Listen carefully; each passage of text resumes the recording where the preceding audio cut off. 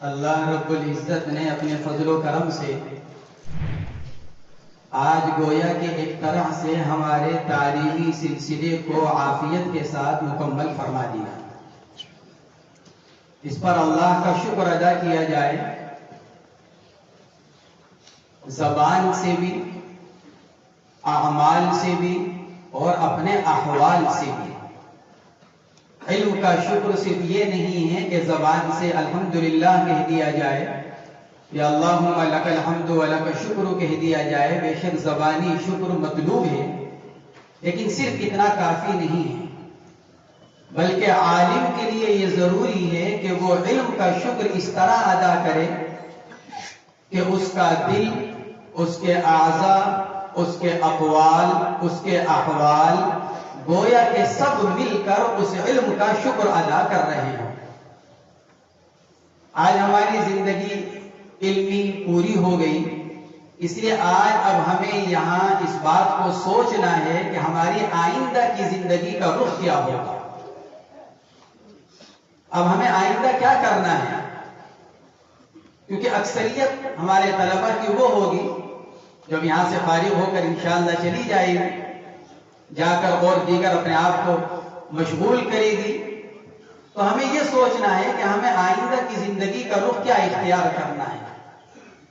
اگر ہم آئندہ کی زندگی دنیا کے اندر مشغول کرتے ہیں اور اپنے اس علم کو دنیا کمانے کا ذریعہ بناتے ہیں تو اس سے بری کوئی اور بات نہیں۔ حضرت فضیل بن عیاض رحمت اللہ علیہ فرمایا کرتے تھے لَأَنْ أَطْلُبَ الدُّنْيَا بِقَبْلٍ وَمِزْمَارٍ أَحَبُّ إِلَيَّ مِنْ أَنْ أَطْلُبَهَا بِالدِّينِ۔ یہ گاجے باجے کے ذریعے سے میں دنیا کماؤں، یہ زیادہ بہتر ہے اس بات سے کہ میں دین کو دنیا کمانے کا ذریعہ بناؤں۔ تو ہمارا یہ دین، ہمارا یہ علم دین حصول دنیا کا ذریعہ نہیں بننا چاہیے۔ اگر یہ بات تھی کہ دنیا ہی کمانا تھا، دنیا میں ہی مشغول ہونا تھا، تو پھر یہ 10-12 سال حصول علم پر لگانے کی کیا ضرورت؟ اس کے لیے تو آدمی بقدر ضرورت دین حاصل کرے، علم دین حاصل کرے اور اپنے آپ کو دنیا میں لگا دے۔ اس کے لیے کیا ضروری ہے کہ 10-12 سال پھر مدرسے میں پڑھا جائے؟ نہیں، جب مدرسے میں ہم نے پڑھا، اپنا وقت لگایا، تو اب ہماری یہ ذمہ داری ہے، علم کی ذمہ داری ہے اور علم کے حق کی یہ ادائیگی ہے کہ ہم اب اپنے آپ کو اللہ کے دین کی اشاعت اور علم دین کی اشاعت پر لگائیں اور اپنے آپ کو اور اپنے علم کو ضائع نہ ہونے دیں۔ امام مالک کے استاد محترم امام ربیعۃ الرائے رحمت اللہ تعالی علیہ فرمایا کرتے تھے لا ينبغي لأحد عنده شيء من العلم أن يضيع نفسه۔ جس آدمی کو اللہ نے کچھ بھی علم دیا ہے اس کے لیے جائز نہیں ہے کہ وہ کیا کرے، اپنے آپ کو ضائع کرے۔ لا ينبغي لأحد عنده شيء من العلم أن يضيع نفسه۔ اس کے لیے اپنے آپ کو ضائع کرنا جائز نہیں کہ وہ اپنے آپ کو ضائع کرے۔ اپنے آپ کو دنیا کے اندر جلا کر مشغول کر دینا یہ گویا کہ اپنے علم کو ضائع کرنا ہے۔ اس لیے ہم یہاں سے یہ ارادہ کر جائیں، یہ طے کر جائیں کہ انشاءاللہ ہم اپنی آئندہ کی زندگی کو دین کی خدمت اور علم دین کی اشاعت پر لگائیں گے۔ اس کے لیے یہ ضروری نہیں ہے کہ ہم کسی بڑے مدرسے میں جائیں پڑھانے کے لیے، یا ہم کو کوئی بڑی کتاب ملے، کوئی اونچی کتاب ملے تو ہم پڑھائیں گے، ورنہ نہیں۔ اپنے اکابر کی سیرت کو تم لوگوں نے پڑھا، اور یہ تمہارے جو حضرات اکابر یہاں اس وقت تشریف فرما ہیں، یہ ہمارے دونوں حضرات مفتیان کرام، ہمارے شیخ الحدیث، آپ ان حضرات کی اگر آپ سیرت کو پڑھیں گے، تاریخ کو پڑھیں گے، تو کوئی روز اول سے بخاری شریف تھوڑی پڑھائی ہے۔ ہر ایک نے ابتدا میں ابتدائی اور بنیادی کتابوں کو پڑھایا، پھر اس کے بعد ترقی کرتے کرتے علیا کو پہنچے۔ ہم اپنے بارے میں پہلے دن سے یہ طے کر لیں کہ نہیں مجھے تو مشکات اور بخاری پڑھانی ہے، مجھے تو اونچی کتاب پڑھانی ہے، مجھے تو بڑے مدرسے میں پڑھانا ہے، تو یہ تو اپنے لیے تجویز والی زندگی ہو گئی۔ حکیم الامت مجدد ملت حضرت مولانا اشرف علی تھانوی نور اللہ مرقدہ نے لکھا زندگی کی دو قسمیں، ایک تجویز والی اور ایک تفویض والی۔ ایک تو یہ کہ آدمی اپنے طور پر اپنا مقام طے کر لے، میں ایسا ہوں لہذا مجھے ساتھ یہ معاملہ ہونا چاہیے، مجھے فلاں کتاب ملے، مجھے فلاں مدرسہ ملے، مجھے فلاں جگہ ملے۔ یہ تجویز والی زندگی اپنے بارے میں، اپنا مقام خود طے کر لیا، اپنا عہدہ خود طے کر لیا، اپنے لیے خود عزت طے کر لی کہ مجھے کیا عزت ملنی چاہیے، کیا مقام ملنا چاہیے۔ فرماتے ہیں یہ تجویز والی زندگی ہے، اور تجویز والی زندگی میں سوائے پریشانی کے اور کچھ نہیں ہے، کیونکہ انسان کی ہر تجویز پوری نہیں ہو سکتی۔ عامر بن قیس رحمت اللہ علیہ ایک بزرگ اور عالم گزرے، فرماتے ہیں فوض امرک للہ تستریح، اپنے سارے کاموں کو اللہ کے حوالے کر دو، آرام میں رہو گے۔ یہ ہے تفویض والی زندگی کہ آدمی اپنے سارے معاملات اللہ کے حوالے کر دے۔ اللہ آپ جو میرے لیے منتخب کریں گے، آپ جو میرے لیے پسند کریں گے، میں اس پر راضی ہوں، میں اس پر تیار ہوں۔ یہ تفویض والی زندگی ہے۔ اس پر انسان کو سکون بھی ملے گا، سکون والی زندگی بھی ملے گی، اور اللہ رب العزت اس کو آگے ترقی بھی مرحمت فرمائیں گے، کیونکہ اس نے تفویض کو اختیار کیا، تجویز کو اختیار نہیں کیا۔ اس لیے فراغت کے بعد ہمیں جہاں جتنا جیسا موقع مل جائے، اگر کہیں قاعدہ نورانی پڑھانے کا موقع ملے ہم قاعدہ پڑھائیں، ہمیں کہیں کتاب پڑھانے کا موقع ملے ہم کتاب پڑھائیں، ہمیں قرآن پاک پڑھانے کا موقع ملے ہم قرآن پاک پڑھائیں، جہاں جیسا موقع ہو۔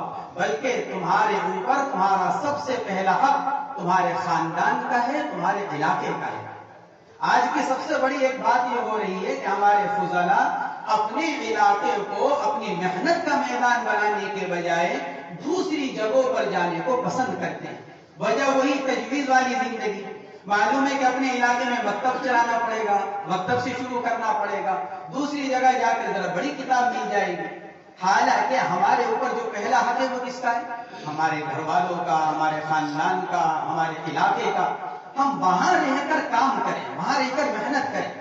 حضرت مالک بن الحویرث رضی اللہ تعالی عنہ جب چند ساتھیوں کے ساتھ نبی کریم صلی اللہ علیہ وسلم کی خدمت میں حاضر ہوئے تھے، اور پھر کچھ دنوں کے بعد جب وہ واپس ہونے لگے تو اللہ کے نبی نے جو ان کو نصیحت فرمائی تھی وہ کیا فرمائی تھی؟ ارجعوا الى اہلیکم فاقیموا فیہم وعلموہم، اب اپنے گھر والوں کے پاس واپس جاؤ، انہی میں رہو، فاقیموا فیہم، انہی میں اقامت اختیار کرو، وعلموہم، اور جو تم نے یہاں سیکھا ہے اب جا کر اپنے گھر والوں کو سکھاؤ، اپنے علاقے والوں کو سکھاؤ۔ لہذا گھر والوں کا، علاقے والوں کا ہم پر حق ہے، انہوں نے ہم کو فارغ کیا علم دین کے لیے، اور آج کے جو حالات ہیں وہ تو اس بات کے بہت متقاضی ہیں۔ آج جیسے ہمارے حضرت مفتی صاحب دامت برکاتہم العالیہ نے سبق کے شروع میں بات فرمائی تھی کہ آج طرح طرح کے فتنے اسلامی شکل و صورت کے اندر موجود ہیں، غیر اسلامی شکل میں نہیں، اسلامی شکل و صورت میں موجود ہیں۔ کہیں انکار حدیث کا فتنہ ہے، کہیں انکار خدا کا فتنہ ہے، کہیں انکار ختم نبوت کا فتنہ ہے۔ مختلف قسم کے فتنے مختلف شکلوں کے اندر موجود ہیں۔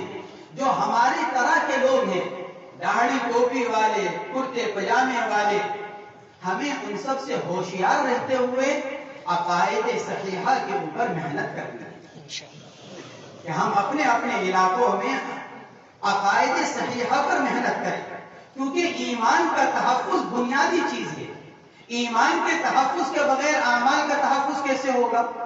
اگر ایمان موجود ہے تو عملی کوتاہی اللہ رب العزت اپنے فضل و کرم سے معاف فرما دیں گے، لیکن اگر خدا نخواستہ ایمان ہی رخصت ہو گیا، عقیدہ ہی خراب ہو گیا، اللہ کے بارے میں، اللہ کے نبی کے بارے میں، آخرت کے بارے میں، تو کوئی عمل انسان کے آخرت میں کام نہیں آئے گا۔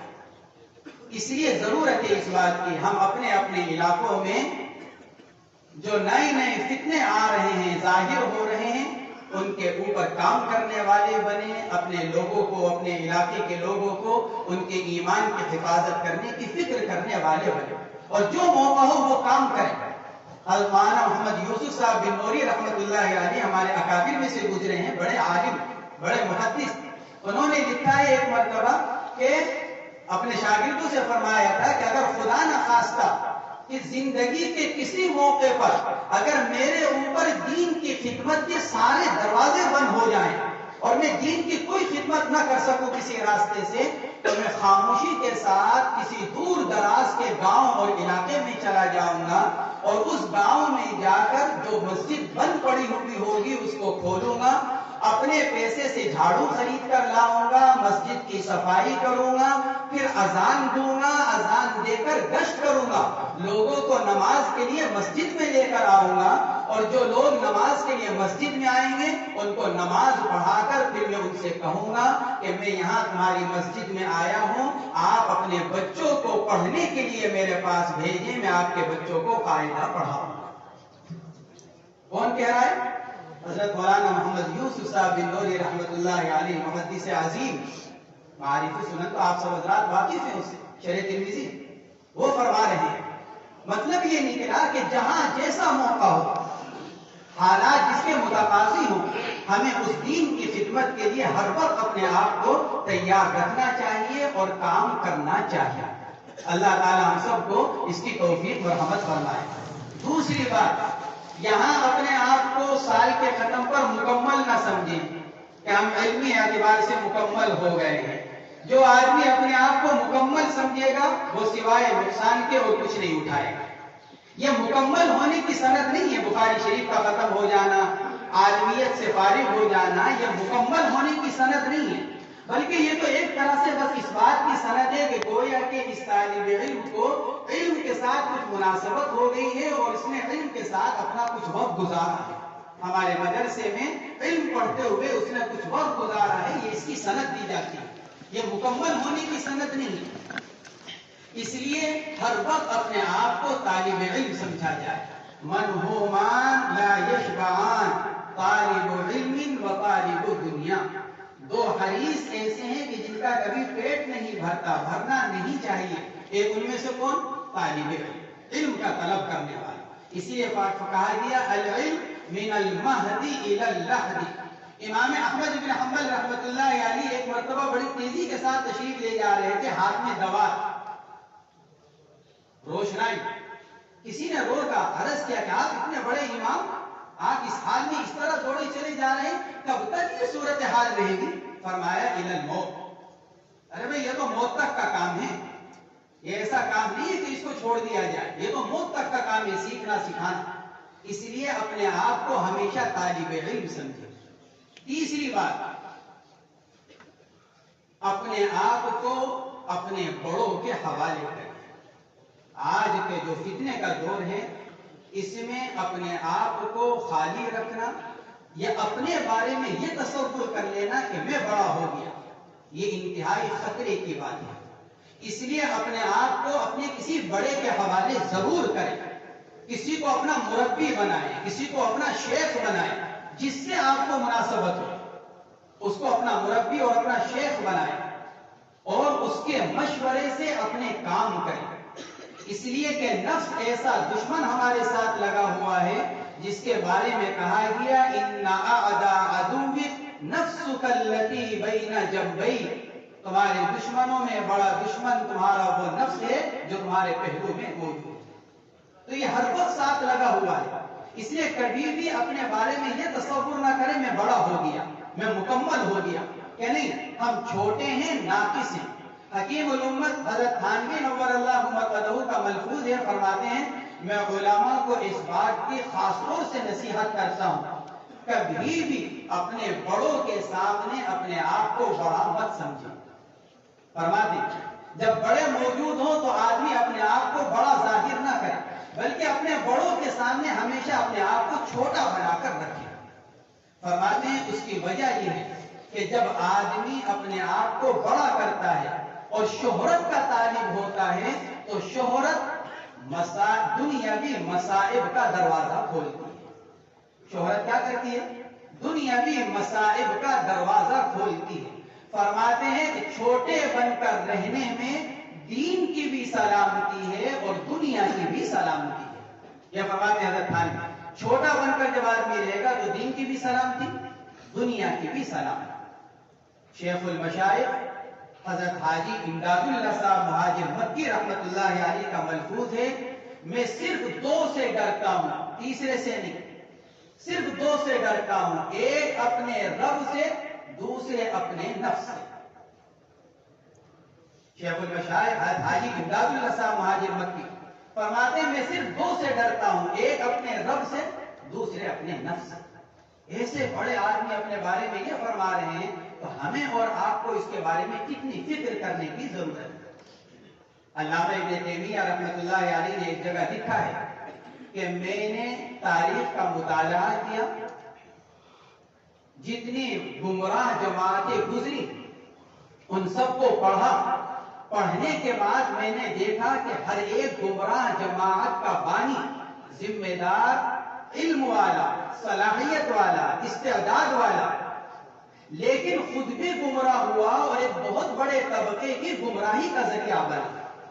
فرماتے ہیں میں نے غور کیا تو غور کرنے کے بعد میں اس نتیجے پر پہنچا، گمراہ جماعتوں پر غور کرنے کے بعد میں اس نتیجے پر پہنچا کہ اللہ نے اس آدمی کو علم بھی دیا، سمجھداری بھی دی، استعداد بھی دی، صلاحیت بھی دی، لیکن اللہ نے اس کو کسی نیک آدمی کی صحبت نہیں دی۔ اس کو کیا نہیں ملی؟ اہل اللہ کی صحبت نہیں ملی، کسی اللہ والے کی صحبت اس کو نہیں مل سکی۔ اس نے کسی اللہ والے کے سامنے اپنے آپ کو چھوٹا بنا کر پیش نہیں کیا، تو باوجود علم کے، باوجود استعداد اور صلاحیت کے خود بھی گمراہ ہوا اور ایک بہت بڑے طبقے کی گمراہی کا ذریعہ بن گیا۔ اس لیے ہم سب کسی کو اپنا بڑا بنائیں اور اس کے مشورے سے، ان کے رائے کے ساتھ، ان کے سامنے اپنے احوال بیان کرتے ہوئے، اپنے حالات کو بیان کرتے ہوئے ہم اپنے آئندہ کی زندگی کو گزاریں۔ چوتھی اور آخری بات، اپنے اساتذہ اور اپنے اس ادارے سے ہمیشہ وفادار رہیں، اور وفاداری کا ثبوت ایسے ہوگا کہ آپ اپنے اساتذہ اور اپنے اس ادارے سے اپنا تعلق قائم رکھیں۔ ایسا نہیں کہ یہاں سے جانے کے بعد نسیہ منسیہ ہو جائے، کون استاد اور کہاں مظاہر، کہ نہیں، اپنے اساتذہ کو یاد رکھیے، اپنے اس مدرسے کو، مظاہر علوم کو یاد رکھیے، یہاں رابطہ رکھیے، آنا جانا رکھیے، اپنے اساتذہ سے تعلق رکھیے، ان سے اپنے لیے دعا کراتے رہیے، کیونکہ استاد کی دعا شاگرد کے حق میں بہت جلد قبول ہوتی ہے، اور استاد دل سے اسی کے لیے دعا کرتے ہیں جو ان سے تعلق رکھتے ہیں، ورنہ تو سارے شاگرد برابر ہیں، سارے تلامذہ برابر ہیں، تعلق رکھنے والے سے استاد کو بھی تعلق پیدا ہوتا ہے۔ اس لیے اپنے اساتذہ سے، اپنے اس ادارے سے اپنا تعلق مضبوط رکھیے اور ان کو اپنی دعاؤں میں ہمیشہ یاد رکھیں۔ اپنے اساتذہ کو یاد رکھیں، اپنے اس مدرسے کو یاد رکھیں، ہمیشہ دعا کرتے رہیں اس کی حفاظت کے لیے، اس کی ترقی کے لیے، اپنے اساتذہ کی صحت اور عافیت والی زندگی کے لیے۔ اور یہاں سے تعلق رکھنے کا، ہمارے اپنے طلبہ ہی اسے عرض کر رہا ہوں، یہاں سے تعلق رکھنے کا ایک بہت آسان سا راستہ میں آپ حضرات کو بتلا دوں۔ ہمارے مدرسے سے 2 ماہنامہ جاری ہوتے ہیں، ایک اردو میں اور عربی میں۔ تم 300 ہو فارغ ہونے والے دور حدیث شریف سے۔ اللہ رب العزت نے 300 میں سے جو 200 کو تو اس کی وسعت دے رکھی ہوگی کہ وہ سالانہ 600-700 روپے خرچ کر سکے۔ 600-700 روپے کو ہم ایک ہفتے میں خرچ کر دیتے ہیں، ہم تو پورے سال کی بات کر رہے ہیں، پورے سال میں 700-800 روپے۔ اپنے آپ کو ہمارے مظاہر علوم کے ماہنامے کا ممبر بنائیں، اس کا فائدہ کیا ہوگا؟ میں یہ فائدے والی بات یہ کر رہا ہوں، مدرسے کا فائدہ، آپ لوگوں کا فائدہ اس میں یہ ہوگا کہ آپ ماہنامے کے ذریعے سے اپنے مدرسے سے جڑے رہیں گے، اپنے اساتذہ کے مضمون پڑھتے رہیں گے، ان کے مضامین آپ کے سامنے آتے رہیں گے، آپ کے ادارے کے احوال اور اس کی خبریں آپ کے سامنے آتی رہیں گی، کیونکہ ہمارے ماہنامے کے اندر 1 صفحہ 2 صفحہ مظاہر علوم کی خبروں پر مشتمل ہوتا ہے کہ اس مہینے میں یہاں پر کیا ہوا۔ تو آپ حضرات اپنے اپنے علاقے میں رہتے ہوئے